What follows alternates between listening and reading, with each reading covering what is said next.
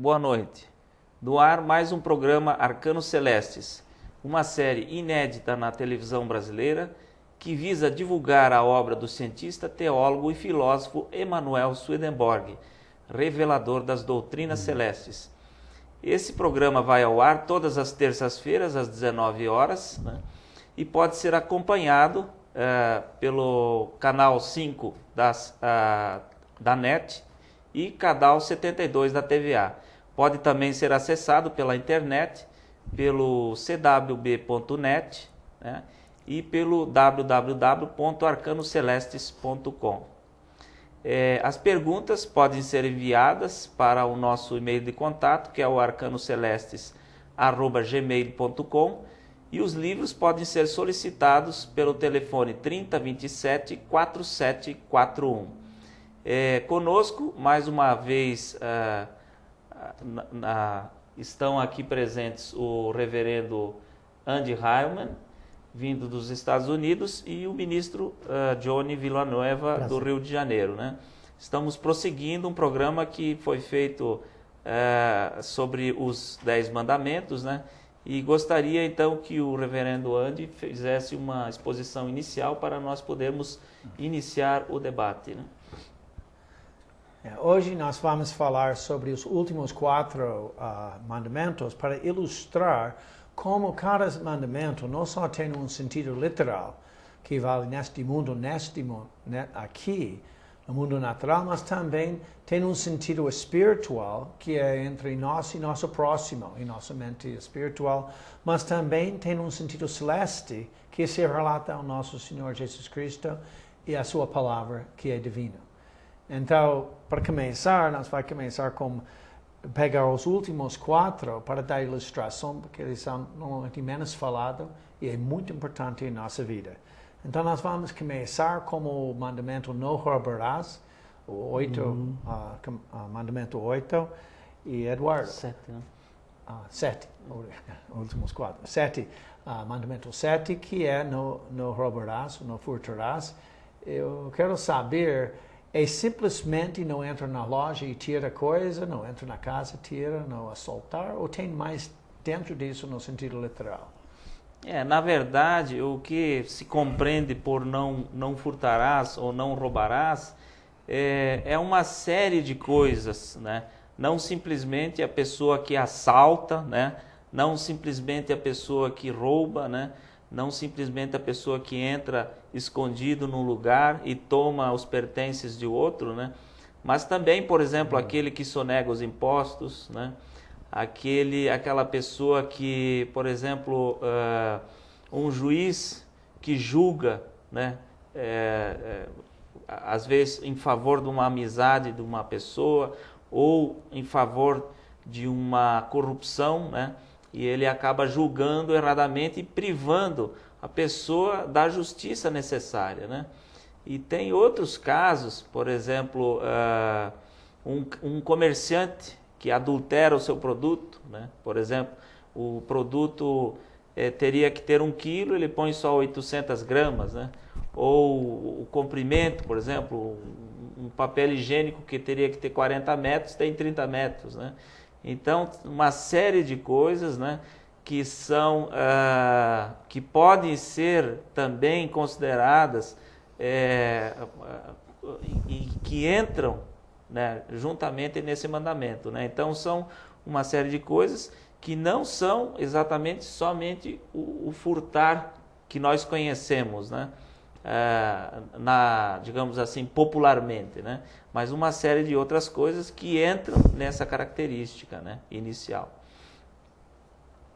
E tem mais, quer dizer, é mais dentro deste mandamento, talvez no lado espiritual, que pode falar deste mandamento. Exatamente. Esse mandamento, ele encerra um sentido espiritual, que é quando as pessoas são privadas de receber, por exemplo, o bem e a verdade, né? Por exemplo, por uma adulteração desse bem e da verdade, né?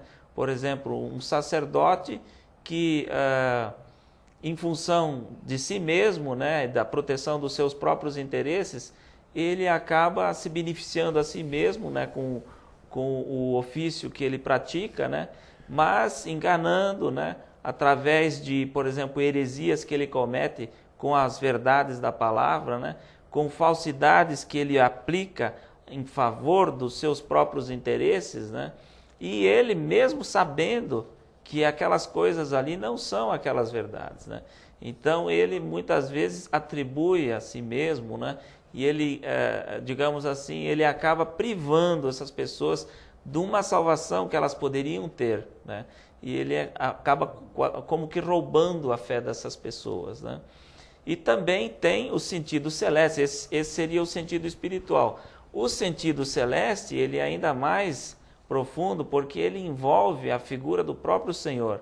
Quando então o sacerdote, né, digamos assim, atribui a dignidade, a honra e a glória que seriam do próprio Senhor, porque nós sabemos que todo o bem e toda a verdade somente emanam dele, e nunca de homens, de ser humano qualquer, né? Nenhum homem tem essa propriedade de atribuir esses valores divinos a si mesmo, né? E quando então o sacerdote, o pastor, o prelado, né, atribui essas coisas a si mesmo, ele acaba como que roubando de Deus, né? E daí que há se eu não me engano, em João capítulo 10, né, que há essa citação, se o senhor puder me ajudar, reverendo. Assim, que diz, aquele que não entra pela porta Exatamente. é ladrão e assaltante, não é? E a porta é o Senhor próprio. Exatamente. É isso. Em questões teológicas, né, a porta sendo o Senhor significa que o Senhor a teologia deveria ser cristocêntrica, não? Todos devemos olhar ao Senhor. Quando se muda o ponto de vista, né, para outras coisas que não seja o Senhor, então é entrar por outro lugar que não é a porta, né? Isso justamente o Senhor chama isso, são ladrões, são salteadores, né? Estão caindo no mandamento, não roubará, né? E nós sendo dois ministros, nós temos que ter mais cuidado disso. Mas o Eduardo aqui, ele é livre deste problema. Pode roubar do Senhor também, não é? O homem que diz, eu sou salvo, que eu mesmo me salvou por fé, ele está dando muita atenção à salvação dele e não está dando atenção ao Senhor próprio. Isso também é um tipo de roubo, porque ele tira a atenção do Senhor, o Salvador. Ele leva para ele, olha a mim que eu fiz, que eu não faço mais mal. Isso tudo ele está roubando. O mérito que corresponde só ao Senhor. Tem a ideia que só o Senhor é bom, não é? E nós não podemos dizer, eu sou o melhor, eu não sou bom. Não é? A pessoa que tira crédito da outra, roubando do próximo, aquele que tira crédito do Senhor, está roubando do Senhor. E andamos para o próximo mandamento, número agora 8. Não Isso, então vamos perguntar ao ministro Johnny que ele nos explique o que é a cobiça, né? Acho que é meu. Esse é seu. É melhor seguir na ordem, não é? Você quer pegar o nome? Então, falso testemunho. Tá, ok. Então, explique-nos o que seria um falso testemunho. Uma das razões que nós devemos fazer em ordem, porque a ordem dos mandamentos é uma ordem divina. Eles não vêm em uma ordem sem uma razão. Começa com o Senhor e Ele entra em cada vez mais detalhe da nossa vida. E a principal coisa da nossa vida é não matar, depois não adulterar, depois não roubar. Mas tem a coisa interessante que o mandamento mais difícil a pessoa seguir muitas vezes é assim, não tomar falso testemunho. Logo no começo da criançada, o primeiro mandamento que ele faz, ele mente aos pais. Não é? Ele mente aos pais para evitar problemas, ele mente aos pais, muitas vezes ele diz que o outro irmão fez, coisas assim. É um mandamento que entra nos mais detalhes. Não é? E falso testemunho, no sentido literal, é mentira. Mas note que o mandamento fala assim, disse assim, não toma falso testemunho contra teu próximo. Quer dizer, uma pessoa que faz uma fábula, uma história, dizendo que um urso grande veio e tudo isso só para dar pessoas brincar, e tudo isso não é tanto. É quando esse testemunho faz mal a outra. E isso é falso testemunho contra o teu próximo. Quando a mentira leva para dano do outro. E não simplesmente dizendo uma coisa, por exemplo, a pessoa está buscando, o ladrão está entrando na casa e dizendo onde está o lugar que você bota dinheiro, e você diz, eu não tenho dinheiro em casa. Isso não é falso testemunho contra o próximo. Você não precisa dizer, não está aqui, eu tenho que falar a verdade. Porque não é verdade. A verdade conduz ao bem e a falsidade conduz ao mal. É uma definição que é bom de saber. Então, se o que você fala, até que pode ser uma verdade. Por exemplo, chega uma pessoa e diz, você é muito feio hoje. Isso não é uma verdade. Isso é uma falsidade porque você está olhando o rosto da pessoa, não está olhando de dentro. Isso faz dano à pessoa. Então, o falso testemunho vem em muitos jeitos, mas a maioria só para ganhar dinheiro, ou para ganhar fama, ou para criticar outra, para ir baixo em relação a você. Sempre tem alguma coisa dentro da mentira. A pessoa, quando ouve a palavra mentira, ele já ouve dentro dessa palavra que vai fazer dano para alguma pessoa. Mas esse dano está embutido já na própria palavra que ela dirige, né? Por isso, contra o teu próximo. É colocado junto, se não tomar falso testemunho. Mas também tem o lado espiritual, que todo mandamento tem esses 3 níveis. O lado espiritual e não bota falsidade no lugar da verdade. Por exemplo, tem os profetas, os falsos profetas. Tem um exemplo na Jeremias que teve um profeta chamado Hananias. Ele chegou e disse, a cativeiro vai sair em 2 anos. As pessoas cativeiros vai ser levado de novo para Jerusalém. Isso é um falso testemunho que ele sabia que não era. Ele falava para agradar, para todo mundo goste dele. Ele falou isso colocando uma esperança que não era verdadeira, não vai ajudar. Mas o Jeremias até dizia amém, isso seria ótimo. Ele quis, mas ele voltou a casa e foi dito, não, vai ser 70 anos.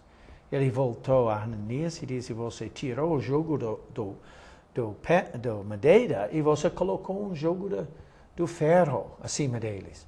Que você botou ainda mais difícil vai ser esse cativeiro se eles têm uma esperança. Esse tipo de coisa muito comum. Que a pessoa coloca uma coisa falsa em lugar da verdade para finalidade da popularidade, pode ser finalidade do dinheiro, tem muitas finalidades de mentir, mas a maioria é para agradar a outra pessoa. Então, mas a pior falsidade é quando você nega a divindade de Jesus, fazendo escândalo contra a divindade dele ou negando a santidade da palavra. Que a santidade da palavra é crítica, para a pessoa ir para a palavra para respostas.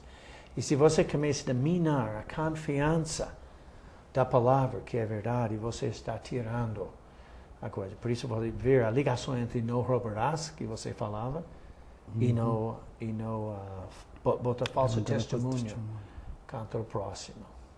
Então, tem isso. Não é? Certo. Então, poderíamos passar agora para... o nono mandamento, que é sobre a cobiça, né? Por favor, ministro. São 2 mandamentos, né?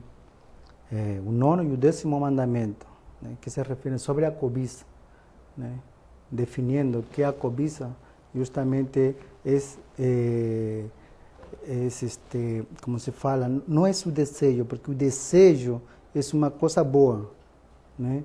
Cobiçar é a concupiscência, o sentido oposto do desejo é concupiscência, né? Uma concupiscência das coisas dos outros, né? De uma maneira descontrolada, né? Se chama cobiça quando alguma coisa errada toma conta da vontade. Quando a coisa errada toma conta da vontade, toma conta do coração da pessoa, praticamente a pessoa está destruída. Para não ser destruído, justamente o Senhor manda os mandamentos. E esse 9º e 10º mandamento justamente nos proíbem, nos advertem para não cobiçarmos. A cobiça, ela justamente a vezes pode começar com uma coisa boa, mas quando nós temos o Senhor, né, os bons usos do Senhor, isso é um desejo. Mas quando nós queremos uma cobiça para nós, benefício pessoal, somente. Então, é uma concupiscência. E a cobiça justamente está dividida em dois ramos. Né? Não cobiçarás, como fala o 9º mandamento, né? A casa de tu próximo, né? Que é o amor de si. Né? Não cobiçarás, né? A mulher de tu próximo. Né? E dá outros complementos no mandamento. E é o amor do mundo. Quando esses dois elementos nefastos se apoderam do coração do homem, o homem está perdido. Então o Senhor adverte, não cobiçarás. Né? São dois num, porque um chama o outro. Né? A falsidade chama a maldade. Né? O amor de si chama a dominar o resto. Então, justamente, o Senhor se adverte contra esse mandamento. Não cobiçarás. Sim. E seria por causa disso que eles seriam 2 mandamentos, então? Sim, são 2 mandamentos que estão no capítulo 20, 17 do livro do Êxodo, num só versículo. Porém, são 2 mandamentos. Divididos, né? Em 2. Isso, como estava explicando o pastor Andy, né? O hebraico divide em 2 justamente esse versículo. São 2 mandamentos. E nisso que você já falou, ele teria o sentido espiritual também e celeste, no caso? Sim. Todos os mandamentos, em geral os mandamentos, porque são 10 mandamentos. Dos 10 mandamentos, 8 mandamentos é proibição. Não farás, não farás, não farás. Somente 2 mandamentos estão numa forma afirmativa, né? Santificarás o sábado, honrarás pai e mãe. O resto, não farás, não matarás, não adulterarás, não levantarás falso testemunho, né? E o 9, não cobiçarás a casa de tu próximo e a mulher de tu próximo.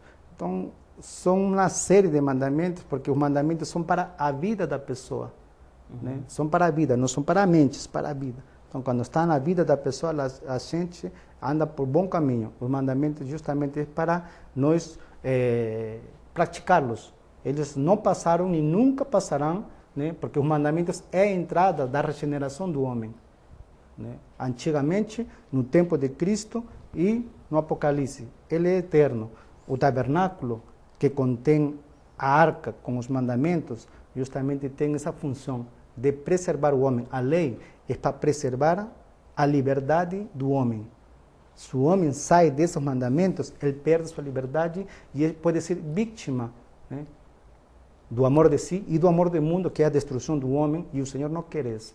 Então, no sentido espiritual, nós aprendemos a, digamos assim, colocar num lugar como foi colocado, né, no tempo de Moisés, marcar na testa e marca na tua mão com sangue de cordeiro, que significa a verdade do Senhor, esta lei. Então, nós temos esse dever de colocar bem alto da nossa mente os 10 mandamentos. Seria como que uma bússola, né? Como que um orientador, né? Para o caminho que nós vamos seguir, né? E esses mandamentos, eles estariam, esses últimos mandamentos, eles estariam agrupados, digamos assim, fazem um conjunto homogêneo, né? Porque eles falam, é interessante, porque começa com amor ao Senhor, e o Senhor fala que também deve amar ao próximo. E agora, nos últimos 2, está falando dos amores que são opostos. O amor de si é oposto do amor do Senhor, que nós colocamos nós como Deus, e o amor do mundo é contra o próximo. Então, esses últimos 2 mandamentos entram nas intenções. Porque você vai transgredir esses outros mandamentos? Você vai transgredir o primeiro tábulo por causa do amor de si, e vai transgredir o segundo tábulo por causa do amor do mundo. Não é? Algumas vezes a pessoa mata outra porque ele gosta dele mesmo, mas muitas vezes é porque ele quer alguma coisa. E também adulterar se ele quer a carne, não é? Pode ilustrar, Johnny, mais sobre esse, pela uma história da palavra. No livro de Mateus, capítulo 19, né, temos uma ilustração muito interessante do Senhor, porque é uma parábola, uma passagem que fala sobre um jovem, um mancebo, perguntando para o Senhor o que devo fazer, né, para herdar o reino dos céus. Então o Senhor fala para ele se ele cumpre os mandamentos, né? E ele pergunta quais. E o Senhor pergunta, Não matarás, eu cumpro. Não adulterarás, eu cumpro. Não roubarás, eu cumpro. Não levarás falso testemunho contra tu, estou cumprindo. Né? E ele não menciona o 9º e o 10º mandamento. Simplesmente ele faz, amarás a tu próximo, eu cumpro. Por que não ele mencionou, não cobiçarás? Porque justamente aquela pessoa que cobiça, né, justamente é o oposto ao amar ao próximo. Aquela pessoa que ama o próximo, justamente ama os usos, né, para o próximo. Ele quer o bem do próximo, né, fora de si, e fica feliz fazendo usos para ele alcançar a felicidade. Então, esse é um exemplo assim da palavra, né? Também temos outro exemplo, né, pastor, sobre o Senhor perguntando, né, sobre a mulher, aquele que cobiçar uma mulher, né, dentro do seu coração pecou. Né? É a vontade do homem que peca. Né? O externo do homem, justamente, é um reflexo, né, da vontade do homem. O homem pecando internamente, com certeza, ele é um pecador. Então, o mancebo rico, ele não cumpriu os mandamentos, mas de uma maneira civil e moral, porém não espiritual. Então, justamente, essa foi a queda do mancebo, né? É interessante que o Senhor falou a ele até olhou, ele ama, disse no Evangelho de Marcos. Mas o que aconteceu? Ele disse, mas falta uma coisa. Vende tudo que tem e dá para pobres e você vai ter tesouro no céu. E ele saiu triste, porque ele teve muitas riquezas. Quer dizer, dentro dele teve esse amor do mundo. Ele estava obedecendo os mandamentos, bom, mas o último, ele ainda não estava obedecendo. Não cobiçarás a tudo que está do próximo. Ele gostava muito da riqueza que ele teve. O amor dele estava na riqueza. Então, no último, o Senhor falou assim, não vende tudo que tens. Quer dizer, tira agora a cobiça que está dentro do seu coração e você vai ter tesouro no céu. E isso é motivos, então, você pega todos os mandamentos e no fim chega, e por que está obedecendo? Está nos motivos que faz. Por isso, o resumo dos 10 mandamentos são 2 mandamentos. Amarás o Senhor com todo o tua alma, teu coração, com toda tua alma e com todas as tuas forças. E o último é semelhante, amar ao próximo como a ti mesmo. Porque se você pode tirar esses 2 cobiças, amor de si e amor do mundo, você vai receber em seu lugar amor ao Senhor e amor ao próximo, que é realmente a finalidade de todos os mandamentos.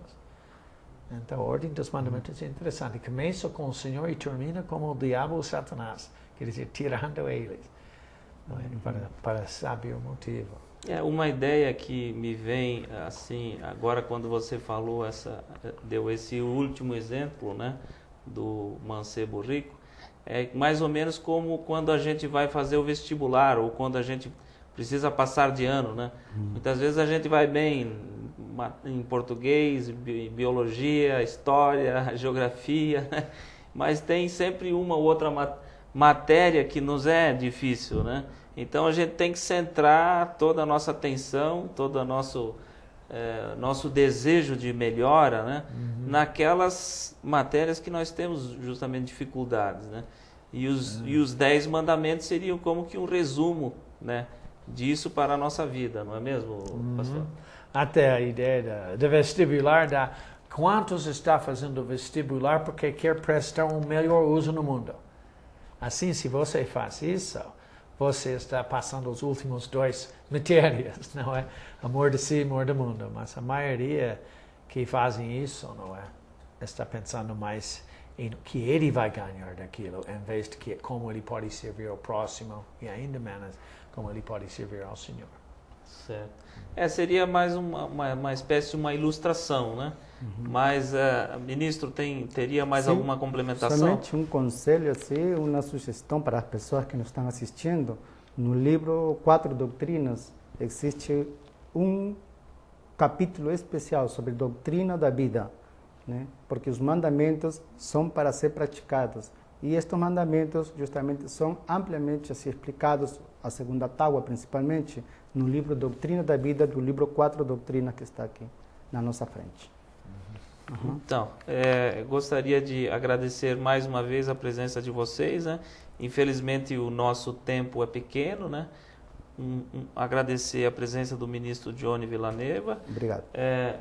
Do reverendo Andy, né?